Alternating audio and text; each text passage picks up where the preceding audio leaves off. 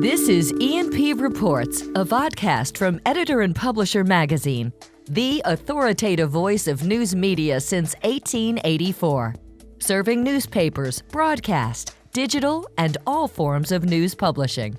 And greetings to all. Once again, Mike Blinder, publisher, E&P Magazine. As always, we urge those listening in the podcast universe to please follow us. If you're watching the video on our YouTube channel, go below me, hit that subscribe button, bang, or ring the bell to the right, and you will get an update each and every time we upload this weekly podcast series dedicated to news publishing we affectionately call E&P Reports. I have a brand new friend.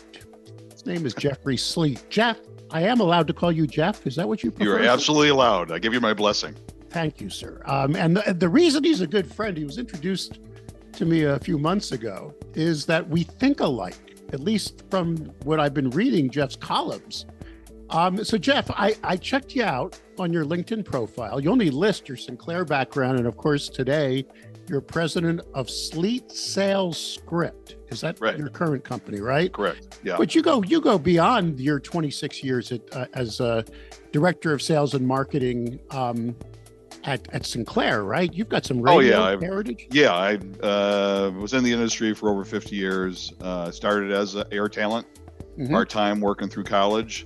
Was thinking I'd go into news, be a correspondent. That was my goal. But an advisor of mine took me aside one day and said, "You know what? You got to go into sales." He says that's a way into management, and it was, and I bought into it. So I was fortunate to land in the top 10 market as a local AE. Also did national sales. I became a local sales manager, a general sales manager. Was a general manager of a national rep office in the top 10 market, and general manager in 2 top 10 markets, and then took on a gig, which was the biggest challenge I had. There was a mentor of mine that bought a station in West Palm Beach for 17 times losses, and he wanted to turn a profit in the first year, and that was a real challenge, and we did it, and moved in another station with a tower move in, and a couple years later he sold everything. And then telecom hit, which was a really exciting time to be out of a job, with 1,000 other GMs looking for the same thing, and companies were changing left and right, what have you. But I was fortunate to land a gig with Sinclair as their VP of sales and marketing for a radio division that they had brought into the fold of the 55 markets. They sold that about 3.5 years later. I told my daughter when she started high school that I would not move again. So I was fortunate enough to be kept on, and I moved on the TV side and worked there another 24 years as their corporate director of sales. Retired a couple years ago. There's the background of the man we're going to chat with, as 2 old sale war horses. God, that's an awful thing to say, doesn't it? 2 venerable, 2 guys that have been around for decades selling advertising and multimedia spots. Older than dirt. Right. We're just going to chat away about local sales and what's working and not working, and we'll do that on the backside of this message. This episode of E&P Reports is exclusively sponsored by Blocks Digital, formerly Town News. Even though the name has changed, their commitment to the media industry is as strong as ever. Blocks Digital is now even better positioned to deliver integrated solutions like content management, audience development, advertising revenue, video management, and more. Join the over 2,000 news publishers worldwide that power their ongoing digital transformation with Blocks Digital, serving over 141 million monthly users who view over 6.5 billion pages of content each year. You can trust Blocks Digital to empower you, to connect you at scale with the community you need to reach. Blocks Digital, formerly Town News, now reimagined to help meet the news publishing challenges of tomorrow and beyond. Learn more at blocksdigital.com. Jeffrey, you and I are similar. I was at GW and I just wanted to be an air talent and got a job at Weem in Washington. Oh, really? The Weem team. Okay. Graduated with my degree in marine biology, went around as a DJ, wasn't making much money, and realized that my path to getting bigger and better was sales. And I learned from a mentor, a guy named Ron Frizzell in New England, who actually was the one that taught Jim Doyle from We both came out of So the I know same Doyle radio well. Yeah. operation. Of course, you know. Doyle. Right. And I go back way back like you in radio sales. I met Pam Lantos. I worked with Jason Jennings. And, I mean, I could go on and on about that era. But Sure. what I find fascinating about what you're doing is you're writing really good stuff that we just love here at E&P. We get tons of contributions, tons from people who want to, become columnists or send in their thoughts or musings. But the moment I read one of your first pieces, now you write weekly, right? It's just a newsletter. Yeah, I do. There's one of the services I provide is I do daily services for my clients, and one is called batting practice, and it's for batting practice for sellers. You know, the how-tos of the business. How do you media sales? How do you perfect it with closing techniques and getting appointments, what have you? And another one is batting practice for managers. And I'll usually try to write one of my own for one of the two topics, managers or sellers, and then I'll go through and I'll look through other noted gurus that I appreciate and articles and stuff, and I'll provide a half dozen of those along with it, with the link, a brief synopsis of what it's about, and the title of the article. So yeah, but I gotta say that your advisor way back who said, go into sales. You were a good writer, because you still are a good. I mean, we've already published 2 of your columns at E&P. First really one, I'd like you to break this down. Want to close more media sales? Take some advice from Sam I Am. Could you just give us a quick overview? And there'll be links to that. Well, yeah, on our landing page. when you read the book, you just see how Sam I Am kept taking the product of his green eggs and ham that were being refused, and he brought another idea to the table of how to utilize the product, and kept doing it over and over and over and over again. And that's the key to sales, is keep bringing ideas. And the point I try to make in the article is that's how you take existing clients and you can increase your sales by getting them to do something else. Don't just take that they're saying they're on a hiatus. Go back and see them with an idea, and you'll close more. If your closing ratio is 1 in 10, you're going to add a decent mark to your monthly billing by making that kind of effort. I mean, the next second one was following the yellow brick road to sales success, insights inspired by the Wizard of Oz. Now, mind you, not everybody under 25 or 30 may even know what we're discussing, but what was the theory on this article you penned for us? Well, it's just I've always been told you tell a story and make a point, and I tried to tell a story about how I had a client once that used to be in the concert and the classic movie business, and I got to see Wizard of Oz on the big screen, and it was like a real trip, seeing it go from black and white to color, and stuff like that. And you could actually see the glycerin tears in Judy Garland's eyes. It was so wild. But there's a point in the film where the Scarecrow gets his brain, and he does this supposed mathematical equation, but it's wrong. It's not an isosceles triangle. It's a right triangle one he gives. And that was deliberate by the writers, believe it or not. They did it on purpose to show the Oz was all BS, And so I did use that as a transfer point to what you just talked about, to show people that there are mathematical equations in sales too. You got to know your numbers. You got to know, where you need to be on a specific week in a month on a percentage basis if you're going to make that month. So if you're short, you got to turn up the heat. You got to make more calls, like you were talking about, things of that nature. I always there's so many theories on sales management, but if you don't have the numbers on every single rep, how are you going to coach them into perfection? It's just exactly. But just all back to basics. I'm going to put that aside because we're going to get to that at the end of our dialogue. I got a little list here of things because I want to get back to the basics approach where everyone seems to be returning. What I love most about how you present yourself is you don't brag about your past. Your LinkedIn profile only shows Sinclair. You don't even go through I'm a venerable, I've been in all these millions of places. When you go to your site for Sleete Sales Script, you don't say, here's my resume, 6,000 pages. You tell a story. The first thing you talk about is your Bonton story. Yeah. And I think every sales rep has a Bonton story where they suddenly have the epiphany, damn, solution sales works. Yeah. It's about them, not me. Exactly. So could you tell that story very quickly? Because it's an amazing, sure. Everybody should go there. I'll have a link there on the page, but go ahead. Thanks, Mike. I appreciate it. It's my favorite one. I was a VP of sales marketing for the radio division. I was in Buffalo on a market visit, and I got told by the management team that they were all going to a meeting cattle call with Right. Bonton, and I didn't know squat about Bonton. They're a department store chain. It's all I knew. So I called a mentor of mine named Kevin Sweeney, and he was a genius in the industry. And I said, Kevin, can you script me? And he said, here's 3 names. Use these. You'll own them. I didn't know what the hell he was talking about. I just knew to drop the names in conversation. So we get into the meeting. The meeting was some fairly heavyweight people. It wasn't the president of the company, but it was a general merchandise manager, a divisional merchandise manager, and the VP of sales promotion, then all the agency people, what have you. And I sat down and the pleasantries went by, and I said, excuse me, can you clarify something for me? Because I'm not real clear on Bonton because it's not in my marketplace.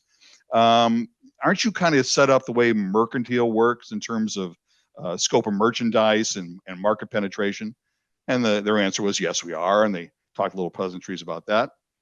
That was name number 1. Then I said, and isn't this war you're in with the May Company here with Kaufman's? Isn't that kind of like the Prophets God Sucks war out west? Exactly. Holy crap. You opened up their eyes. They just open their chatting. eyes, floodgates open. They proceeded to tell me stuff that no one else got. They just got to present their wares, and we're getting the story. There's so many stories, which brings us to our next part of the conversation, where sales hasn't changed. I mean, maybe I'm wrong. I'm an old warhorse, and maybe someday they'll finally put me to pasture. But when I do speeches now, I have one I'm doing on the road that I call "What's Old is New." You know, it's deja vu all over again. Circle back. Everything's back to where we should have been. I always say in the 1600s to sell a cow, you nailed a note to a tree, and nothing's changed, just the notes and trees. In other words, why are we getting so caught up in social media now and AI? And all the different I go back to the days when cable started, and I was going, "Oh my God, now I have to go against these guys." Remember? I mean, sure. Isn't it all about basics? This is what I love about your writing. It doesn't matter what the media is. The rep that understands the goals and needs of the customer and then creates the solution through that, then eventually puts it into the media. Isn't that the win that we're going for?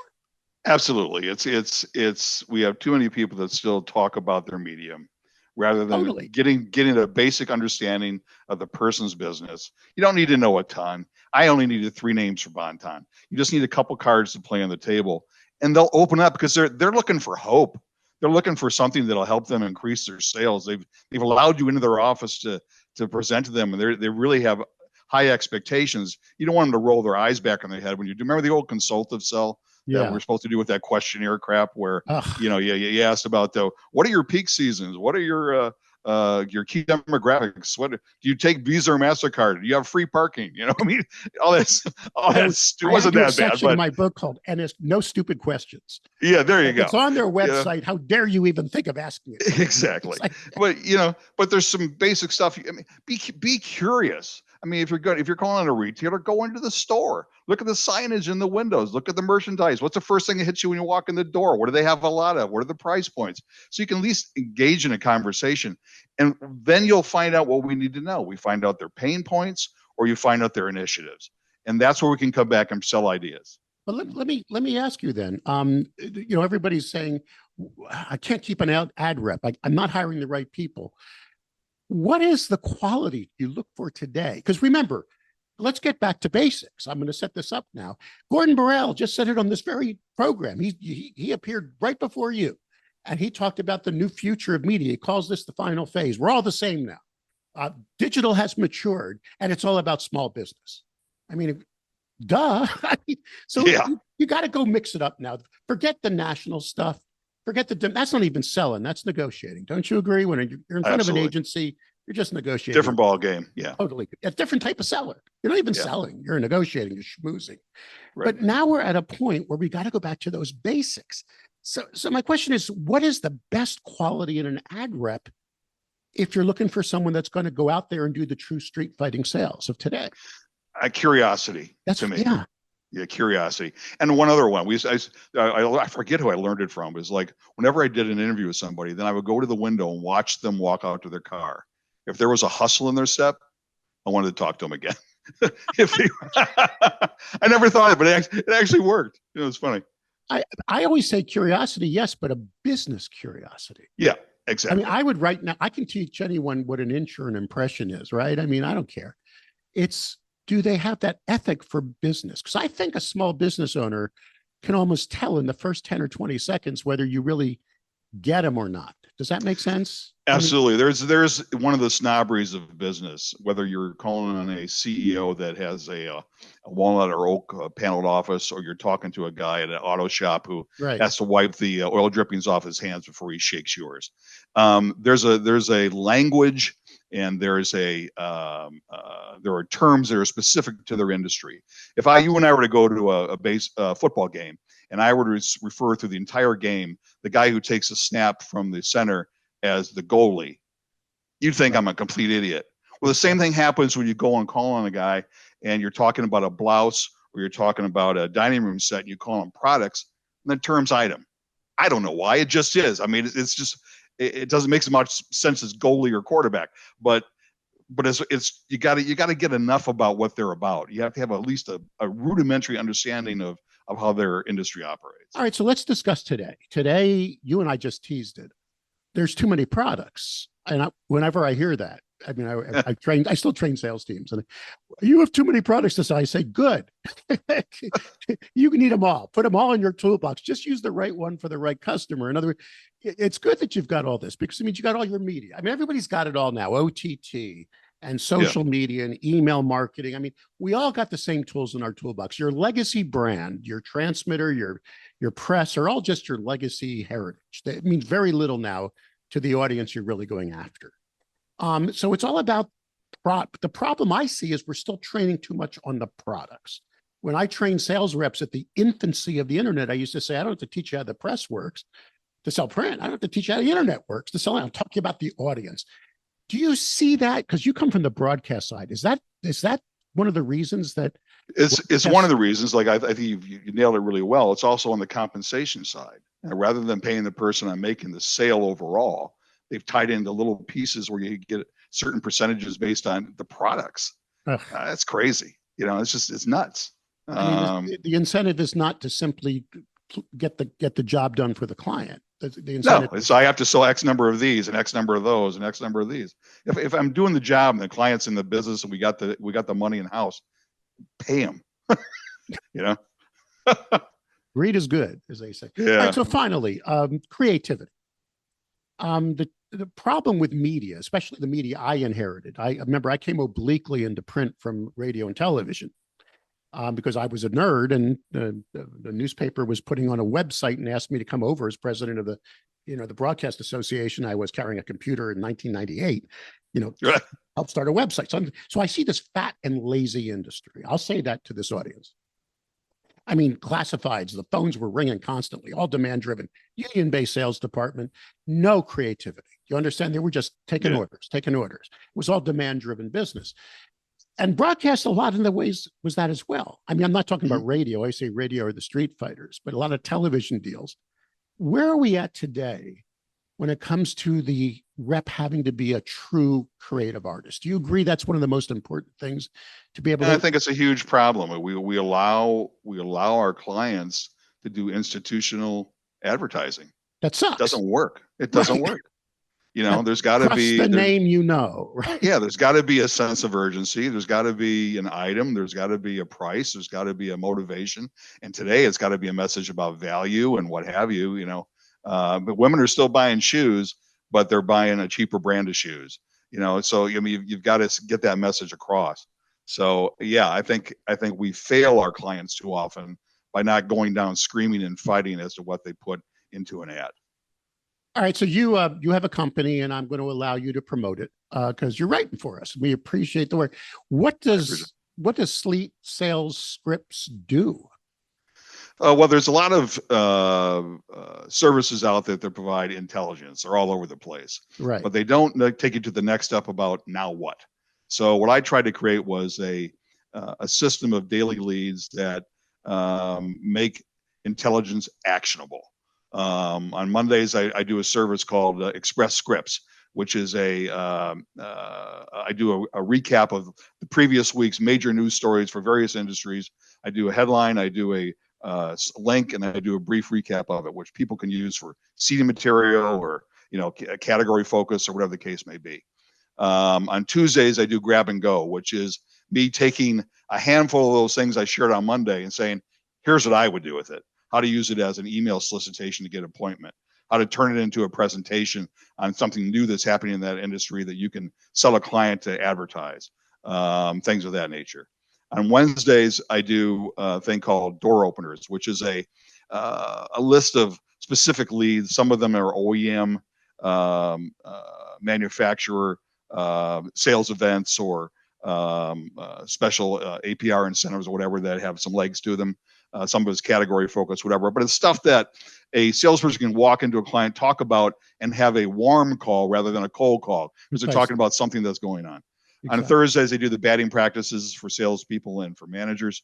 On Fridays, because auto is such a critical part of any media outlets as far as a category, I do kind of what I do on Mondays. I take all the most pertinent auto articles that happen for the week, do the headline, the link, and a brief synopsis of what that's about, so that you can talk the dealer's language rather than just coming in and talking about your media. And then once a month, I do a thing called Selling Ahead, where I do a look 90 days out. I think it's important to look forward. Like this month, I'll be doing September, and I'll say, here's all the categories that for September, they're lifting a sales peak, helping a sales peak rather than trying to lift a sales valley. And then take all the calendar events that exist and the special monthly features, whatever, that for categories. God forbid you're prepping now. If you're trying to close the month now and you're not thinking towards September. Exactly. Yeah. I mean, I hate that. I mean, right. And if you want to get some co-op into the mix, you better be working now for that September co-op, right? I mean, you just can't. That's a good. I mean, good sellers are way ahead of themselves, and that's important. Yeah. Jeffrey Sleete, excuse me, and that's Sleete. T. My grandfather liked E's. He added an E to it. Yeah. You got 3 E's in there. President of Sleete Sales Script. I love alliteration as well. And of course, a litany of years within our industry and in various media sales. It's an honor and pleasure, A, to have you on the program. B, it's an honor and pleasure to have you now penning columns for us, which we're simply calling Sleete on Sales. And our audience is going to be seeing more and more of them, because they truly are thought starters and amazingly relevant, I think, in today's multimedia. I appreciate that, Mike. I appreciate the relationship. Thank you very much. Our honor.